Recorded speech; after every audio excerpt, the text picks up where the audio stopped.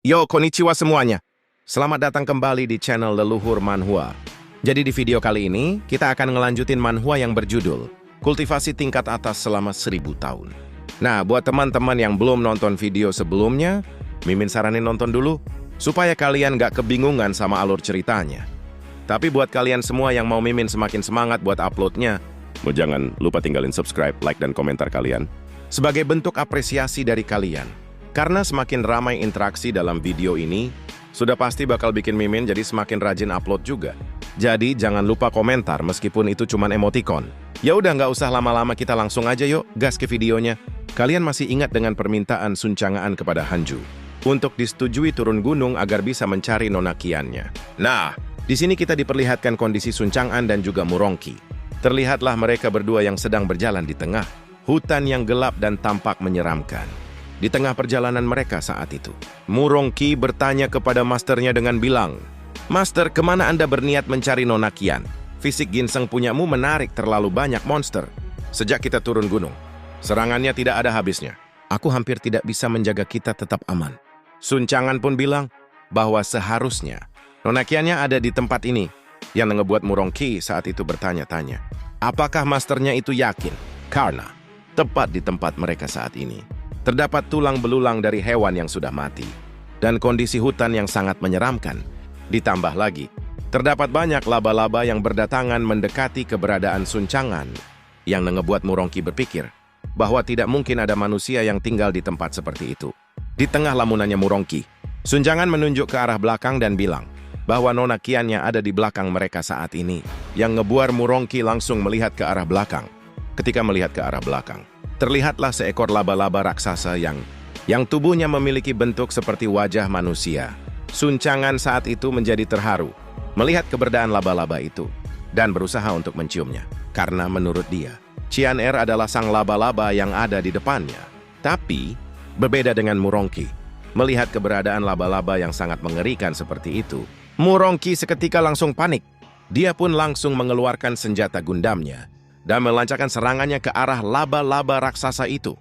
Melihat hal itu, Sun Chang'an jadi panik dan meminta Murongqi untuk berhenti menembak nona Qiannya. 3 tahun pun sudah berlalu.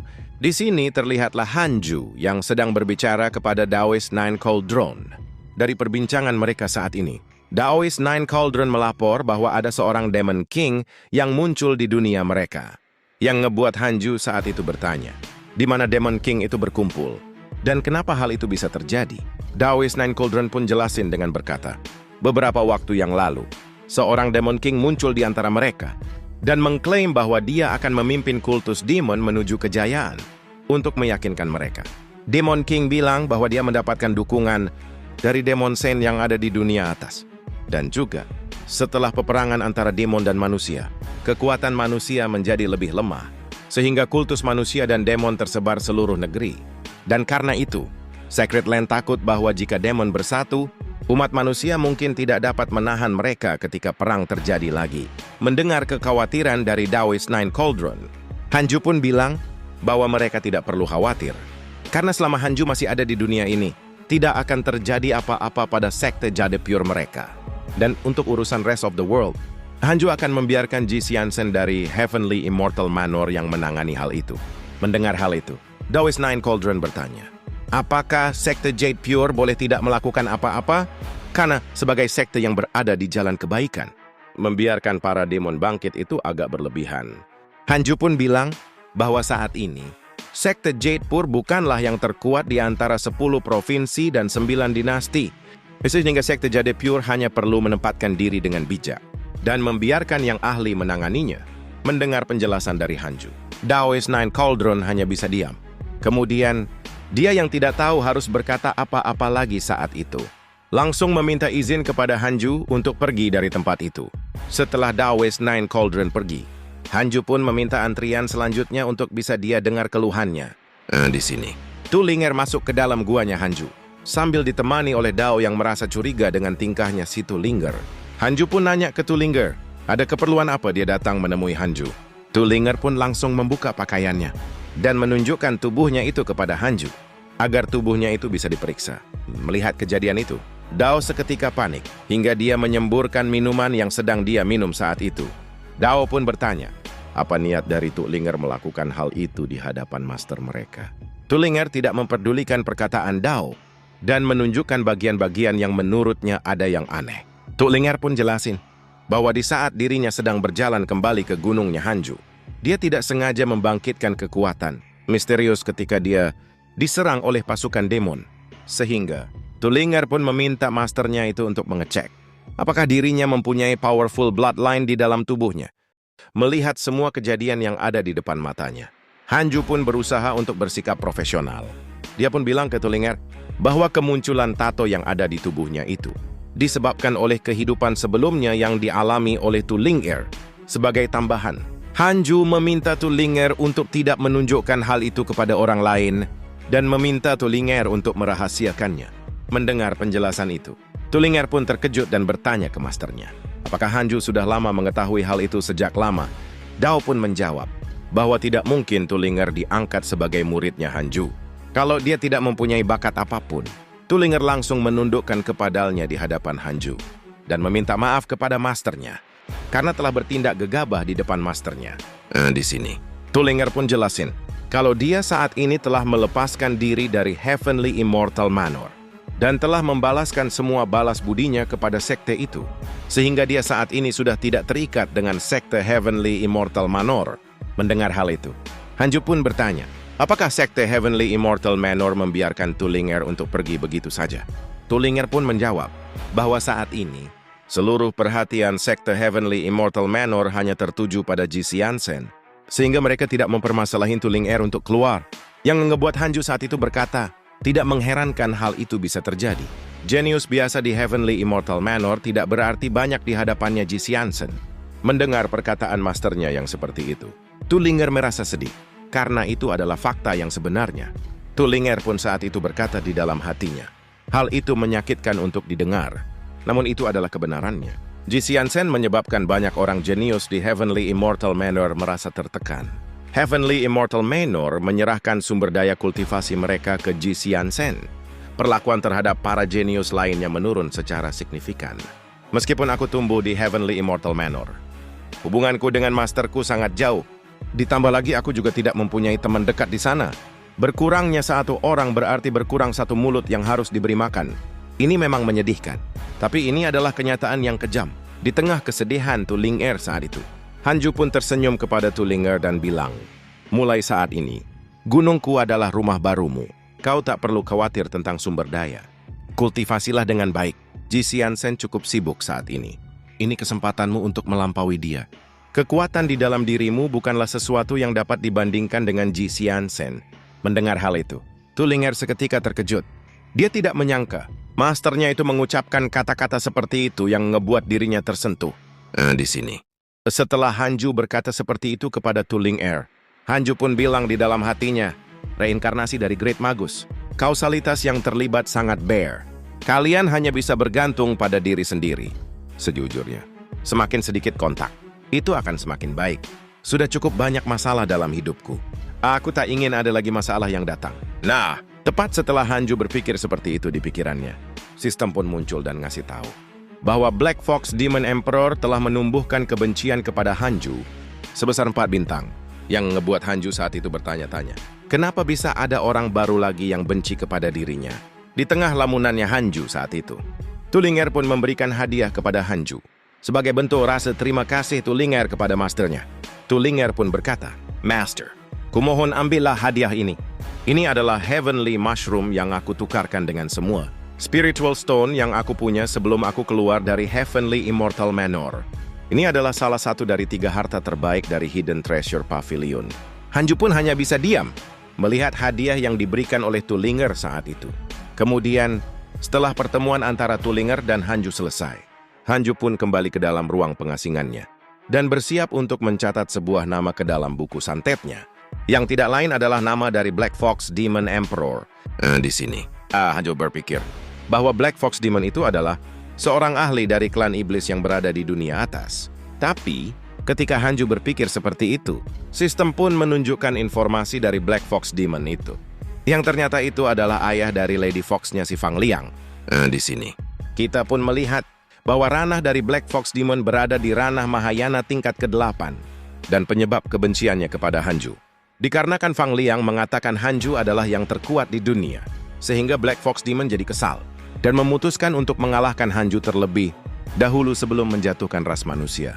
Melihat ranah dari Black Fox Demon, Hanju langsung kecewa berat karena kalau hanya berada di ranah Mahayana, dia tinggal menyerahkan makhluk itu kepada kepala pangsit atau Ahda dan juga Xiaoer.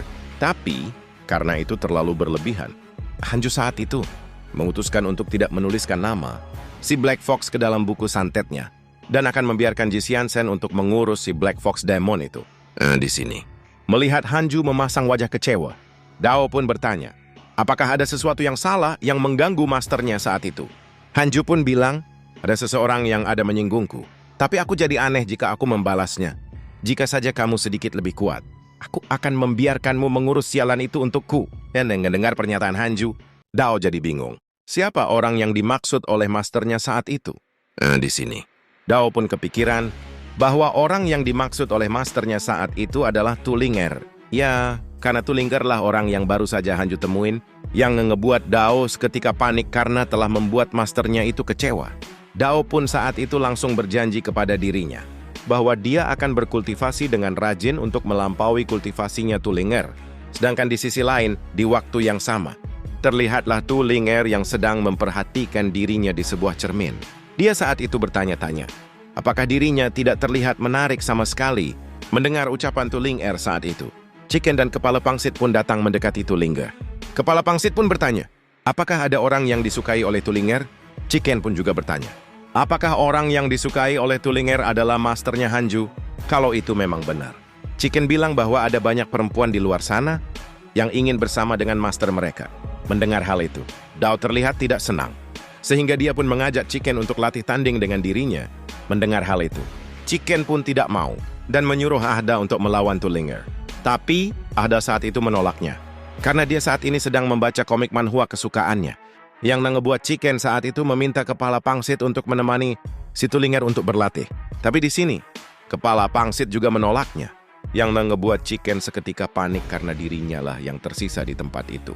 Beberapa saat pun sudah berlalu, seiring dengan siklus musim semi dan musim gugur yang tiada hentinya. Dunia mortal jatuh bangun dengan gelombang waktu. Terlihatlah di sini. Masing-masing dari murid Hanju yang memiliki kegiatannya sendiri di luar sana. Ada yang sedang berperang dengan senjata apinya. Ada juga yang sedang bermesra-mesraan dengan pasangannya. Beberapa orang harus bekerja keras, terus-menerus bertarung dengan tantangan hidup yang datang tiada hentinya. Sedangkan yang lainnya terlena dengan momen kebahagiaan yang singkat, tenggelam dalam kesenangan sementara. Beberapa orang mencapai proses asen, menerobos kumparan kehidupan makhluk fana. Dan ada juga orang-orang yang menemui akhir perjalanan mereka dan berakhir di alam baka. Waktu berlalu dengan cepat, tenang, dan tidak disadari oleh kebanyakan orang. Bahkan 3 dekade berlalu begitu saja, secepat kedipan mata. 3 dekade pun telah berlalu. Di sini kita diperlihatkan sebuah kediaman yang ada di Heavenly Court. Di dalam kediaman itu, terlihatlah Yang San yang sedang emosi berat karena kematian adiknya sebelumnya. Dia pun saat itu bilang bahwa dirinya tidak bisa menahan emosinya lagi dan berniat untuk turun ke dunia mortal agar bisa balas dendam. Pelayan yang ada di sampingnya saat itu pun melarangnya dan meminta Yang San untuk segera tenang. Yang San pun tidak terima dengan ucapan dari pelayan itu dan langsung memukulnya. Setelah ngelakuin itu, Yang San pun berkata, para sampah dari Heavenly Court itu, setelah bertahun-tahun, mereka bahkan masih belum bisa mengatasi seekor monyet. Jika aku menunggu mereka untuk turun ke dunia mortal, siapa yang tahu akan butuh berapa lama itu terjadi? Wajah saudari, junior yang sekarat menghantuiku terus-menerus saat aku sedang berkultivasi. Aku tidak bisa menahannya lagi. Dan kekuatan kutukan yang terus menghambat kultivasiku itu, kemungkinan besar ada hubungannya dengan bocah dari dunia mortal itu. Aku akan turun dan membunuhnya sekarang juga. Mendengar niat Yang San saat itu, pelayan tadi masih berusaha untuk menghentikannya. Karena kalau Yang San turun, itu akan melanggar aturan dari Heavenly Dao. Yang akan berdampak pada kultivasi Yang San, yang akan tertekan hingga ke ranah Loose Immortal. Mendengar hal itu, Yang San pun bilang bahwa di ranahnya yang berada di Grand Unity Earth Immortal saat ini, membunuh Hanju yang berada di ranah Loose Immortal adalah hal yang mudah.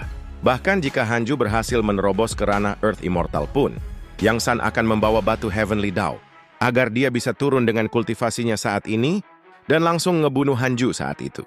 Mendengar rencana Siang Sun, si wanita pelayan itu kembali mencegah Siang Sun. Karena kalau dia membawa batu Heavenly Dao ke dunia mortal tanpa izin, itu akan menimbulkan dosa besar yang merupakan hal sensitif dari Heavenly Emperor. Ngedengar dirinya yang terus dihalangi seperti itu, Yang Sun jadi sangat kesal. Dia pun langsung mencekek leher dari pelayannya itu dan meremasnya hingga hancur, yang mengebuat pelayan tadi seketika langsung mati di tempat. Di sini, Yang Sun yang haus akan balas dendam pun berjalan keluar dari kediamannya dan berniat langsung turun untuk membalaskan dendam saudari juniornya. Sedangkan di sisi lain, di dunia mortal tempat tinggal Hanju berada, terlihatlah banyak pasukan iblis yang sedang berkumpul saat itu, seperti sedang bersiap melakukan peperangan. Nah, di tengah perkumpulan pasukan iblis itu, terlihatlah Black Fox Demon yang sedang memimpin mereka. Dia pun bilang bahwa dengan pasukan sebanyak itu, dia yakin bahwa klan iblis mereka bisa menghancurkan kultivator manusia yang ada di dunia mereka. Mendengar ucapan itu, para pasukannya pun langsung berteriak senang dan memuji-muji Black Fox Demon atas kekuasaannya. Nah, di tengah pujian Black Fox saat itu, dia pun teringat dengan kejadian di mana dirinya bertemu dengan Fang Liang dan anaknya si Lady Fox. Oh, disinilah dijelasin apa penyebab kebencian Black Fox Demon kepada Hanju. Itu dikarenakan ketika Fang Liang mabuk saat itu, dia nyebutin kalau Hanju adalah yang terkuat di dunia. Dan Black Fox Demon tidak ada apa-apanya dibandingkan masternya Fang Liang, yang ngebuat Black Fox menjadi sangat tidak senang ketika dirinya dihina seperti itu oleh calon suami anaknya. Sambil mengingat hal itu, Black Fox pun berkata di dalam hatinya, "Aku punya 50 divisi pasukan gabungan lapis baja berat. Siapa tahu yang berani memanggil dirinya sebagai yang terkuat di dunia, walaupun bocah kepala kuning itu mengambil putri berhargaku. Aku dulu ingin mengampuninya karena dia akan menjadi menantuku, tapi sekarang semua manusia harus mati. Bocah kepala kuning, kamu akan musnah bersama dengan Grandmastermu itu dan manusia yang lainnya. Memangnya kenapa kalau Grandmastermu itu adalah yang terkuat di dunia ini? Aku selalu mengincar yang terkuat terlebih dahulu. Ada tuh mengincar yang terdekat dulu sehingga tersisa yang lemah. Kalau itu berhasil, dunia akan menjadi milik klan iblis kami. Sedangkan di sisi lain, di waktu yang sama, di sini, terlihat Hanju yang sedang berbicara dengan Suki. Hanju saat itu pun bilang, "Suki, kenapa kau tidak pergi dan temukan Black Fox Demon Emperor? Cobalah untuk berada di sampingnya dan dapatkan kepercayaannya. Jangan bertindak terburu-buru." Mendengar perintah itu, Suki pun langsung setuju dan bilang bahwa dirinya berjanji akan menyelesaikan tugas yang diberikan Hanju dengan sangat sempurna. Dan chapter kali ini ditutup dengan rencana peluncuran bom atom dari Hanju kepada Black Fox Demon. Oke lah, sampai di sini saja alur cerita kultivasi tingkat atas selama 1000 tahun. Sampai jumpa di video selanjutnya.